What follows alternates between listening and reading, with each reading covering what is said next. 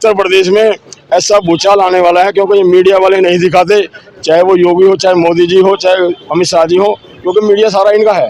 हमारा मीडिया तो हम लोग हैं आपस में। मीडिया साहब कांसीराम कहा करते थे, हमारी पार्टी 1984 में बनी, जब से मैं पार्टी बनी है पार्टी, मैं एक छोटा सा वर्कर रहा, और आज बहन जी ने मुझे नीचे से पटरी उठा के सिंहासन में बढ़ा रखा, तो इतना मान सम्मान मेरे को बहन जी ने दे रखा है। जहाँ भी जाता हूँ मैं, वहाँ बहुजन समाज के लोग 2-4 हमें जरूर मिल जाते हैं। जब तक यहाँ कुछ भी नहीं, जब कांसीराम साहब आया करते, लेकिन आज धन्य है कांसीराम साहब का, धन्य है बाबा साहब का, धन्य है जिन्होंने देश का हमें संविधान बना के दिया। आज हमारे साथ हजारों की तादाद में लोग चलते हैं, और अब की बार देखना रिजल्ट दिल्ली में भी चौंकाने वाला रिजल्ट आएगा, जैसे उत्तर प्रदेश में आएगा। और बिना बहन जी के केंद्र में सरकार नहीं बन सकती। बहन जी इस देश की प्रधानमंत्री बनने जा रही हैं। भूचाल आ जाएगा पूरे हिंदुस्तान में अब की बार। काम के बल पे वोट की बात कर रहे हैं, यहाँ तो वोट राम के नाम पे लिया जा रहा है। नहीं, राम के नाम पे कोई नहीं, हम लोग बाबा साहब के नाम से, जिन्होंने देश का हमें संविधान बना के दिया। राम तो पहले भी रहा करे। हमारे एक महर्षि रहे हैं शंभुक ऋषि, जो शूद्र समाज से जाने जाते थे। उन्होंने सवाल जवाब किया, राम पे जवाब नहीं बना।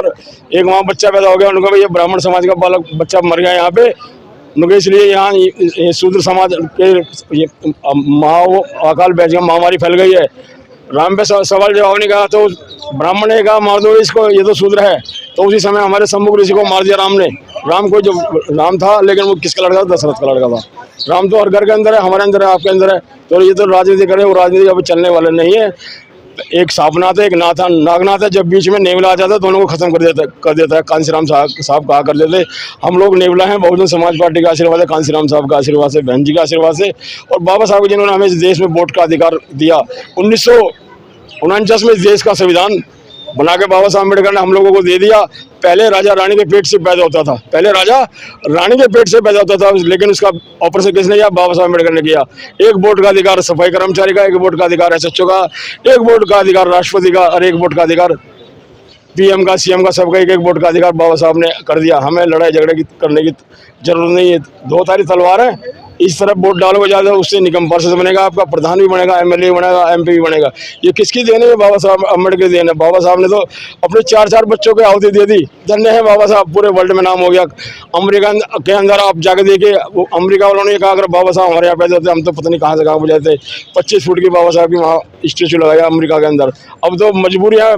नरेंद्र मोदी जी के जो देश के प्रधानमंत्री हैं, पहली बार जब प्रधानमंत्री लंबे लौट गए थे, धन्य है बाबा साहब, आपने मुझे प्रधानमंत्री बना दिया।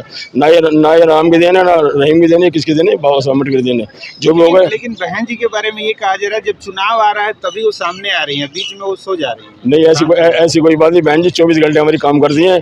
आदरणीय हमारे आनंद कुमार जी अब 2 साल से पार्टी में इतने सक्रिय हो चुके हैं, नौजवान इतने जुड़ते जा रहे हैं आनंद साहब के साथ, बहुत ही ज़्यादा युवा बहुत जुड़ रहे हैं। बौखला गए दूसरी पार्टी, सारी पार्टियाँ, मीडिया सारी बौखला गई, भाई इन्होंने क्या कर दिया।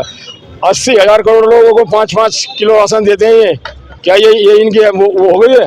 जब हमारी सरकार थी, बहन जी ने हम लोगों को पट्टे दिए, नौकरी नौजवानों को, हम लोगों ने, बहन जी ने 1.5 करोड़ नौकरी दी।